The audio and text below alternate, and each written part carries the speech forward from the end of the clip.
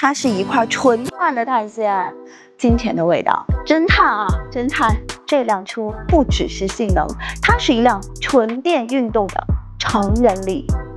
还记得我们之前跑过的那个亚洲山脊之王的赛道位于绍兴，那是亚洲唯一一个被认证的山脊赛道，全程20多公里，也是难度非常高的一条赛道。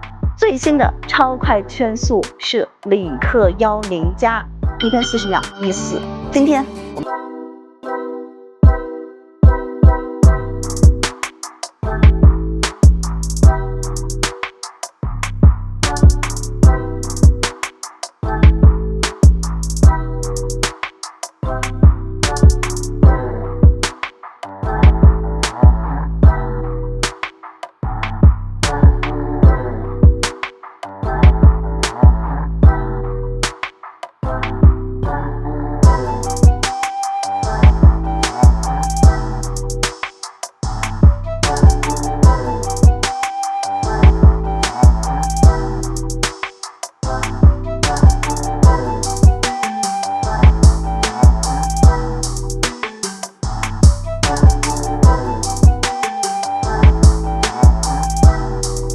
价格也会更高一点啊，大概是25万起。这辆车真的是为那些追求极致性能的爱好者去打造的。在那个赛道圈速的比拼中啊，排在它后面的是谁？保时捷台看的 GT， 以及小米速7，还有特斯拉的 Model 3。但我觉得那绝对不是一场参数竞赛，而是一次产品价值的重新定义。就是在20到25万这个价格区间内啊，消费者不再去妥协了，而是我可以大胆的去选择一辆有灵魂的运动轿车。可能很多人会把这台10+拿来去跟那些性能怪兽对比啊，毕竟它3秒级的加速性能真的很顶。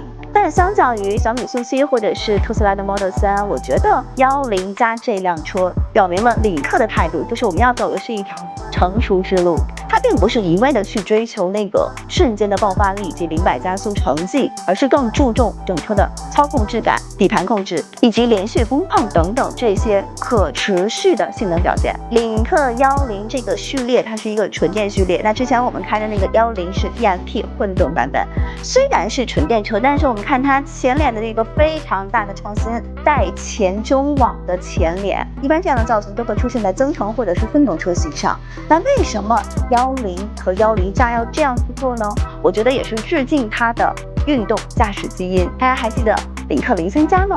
那个拿了很多届 WTCR 冠军的车型已经被大家认可了。那它的这个网格非常具有标志性的意义，很像我们赛道经典的那个格子。然后它里面做的是一个主动式的进气格栅，会根据我们的驾驶模式不同进行一个主动的开合或关闭。另外在这些车上我们也看到了很多匠人精神的设计巧思，一一解读一下。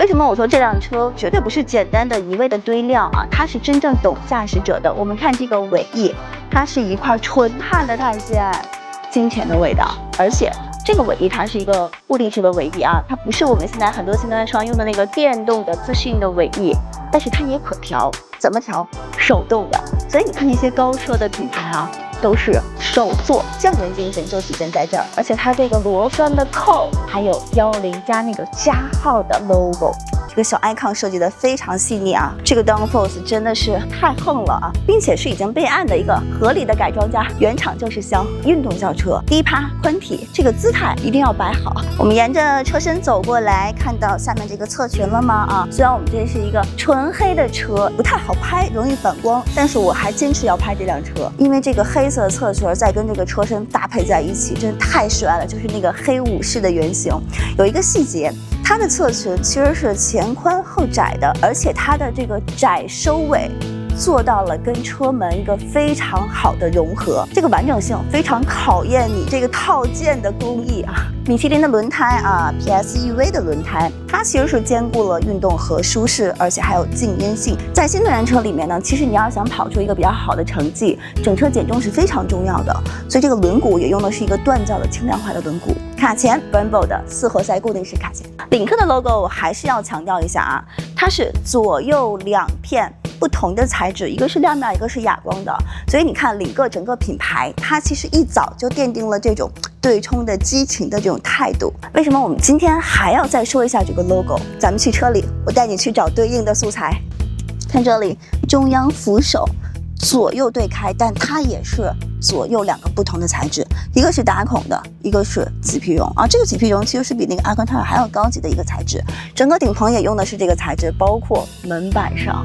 所以你看，它虽然是一个主打运动基因的轿车，但是车里面给你制造了这种温柔的氛围感。我这个姜黄色太有冲击力了，它是一体式的一个 Y 字形的同椅，并且还做了打孔在腰部和颈部的这个位置。因为我们激情驾驶的时候，这两个位置是比较容易出汗的，所以帮助你通风排汗。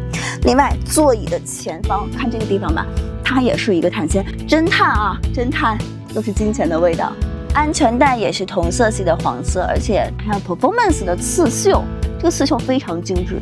还有哪里体现了它的对冲感？方向盘外圈是真皮包裹，然后内圈呢是这种麂皮绒，所以你看这个握感也让你很有这种对冲的激情感哦。上下都是平底的一个比较小的方向盘，方便我们转向。门饰板这块它做了一个打孔透光啊，它的氛围光应该叫光，因为它是见灯不见光的，是埋在了里边，然后通过这个打孔透射出来，并且我们看它的这个设计元素啊，也是那个赛道旗的那个格子。以前我们觉得传统的燃油车玩性能就要看德国车，但是带电的还得看神秘东方啊。咱中国人造车啊，就是既满足了你的驾驶激情，又给到了你很多的科技配置。弗莱明 Auto 23扬声器的汉曼卡顿的音响，前方 HUD。50瓦无线充电，全景天幕，并且它是一个防紫外线的一个遮光天幕。哦，下车的时候我才发现啊，它这个玻璃是双层夹胶的静音玻璃。很多静音玻璃说我们是双层玻璃，但是你要看它中间夹不夹胶，夹胶还要看它夹的是几毫米的胶哈。这个我没有去问啊，但是我看到了明显的夹胶，说明它整个精密性做的还是不错的啊。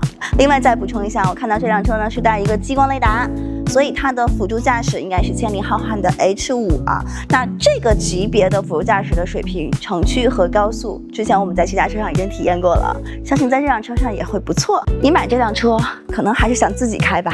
终于来到总结的部分了啊！刚刚我们车上老师一直在催我们又超时了，我真的太喜欢这个车了。那最后咱们来聊一个话题，就是什么人适合10加这辆车？我觉得是3类人。如果你手握20到25万预算，你真的可以考虑。第一个呢，就是纯粹的驾驶爱好者，喜欢弯道，追求极限操控，非常在意车辆的反馈。10加我觉得会是你在20万级别能够拿下的最接近性能玩具的一辆量产车。第二类人呢，就是我可能过去是一个燃油车的拥趸，同时我也追求极限操控，但现在呢，我想尝试一下新能源车、纯电车，选它。毕竟全域900伏啊，它的续航里程还有它的充电速率都会让你有一个全新的体验。纯电车真的很香啊，毕竟现在加油很贵，你踩一脚根本不用心疼。第3类人，我觉得就是那种设计敏感型的朋友们，看遍了千篇一律的电动脸，想来一点不一样的东西。这辆车真的是能够带给你那些运动性张力，而且你会跟它有很多的互动。同时，我觉得这辆车呢，也是一个你个人性格的显化者啊，就你开出去，大家大概就知道你是什么人了。所以在今天啊，我们试过了这么多车之后，这辆车真的是会让我眼前一亮的。那这个成人礼你喜欢吗？期待它的试驾体验。